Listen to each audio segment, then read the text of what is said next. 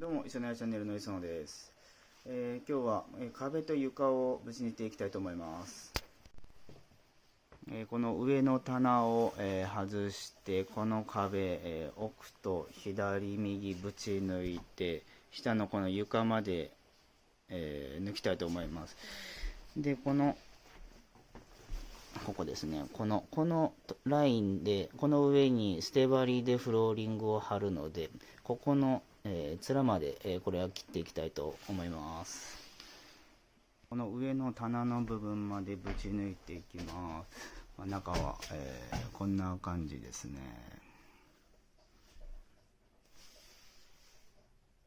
なんかいますね。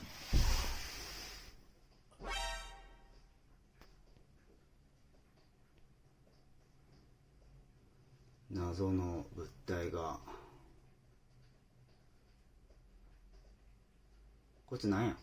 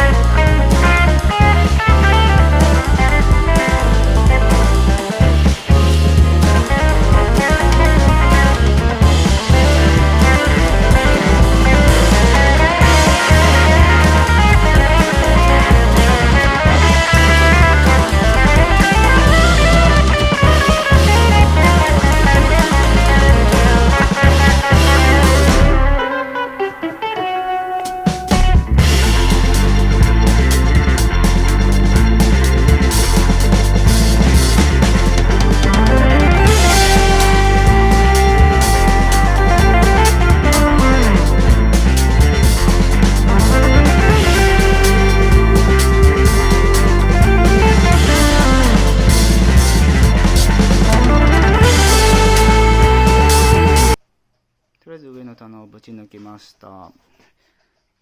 ぶち抜いたんですが、ここですね。ここ。外がもう見えちゃってますね。これどうにかしないといけないですね。床を塞いだ後にやります。中の様子こんな感じです。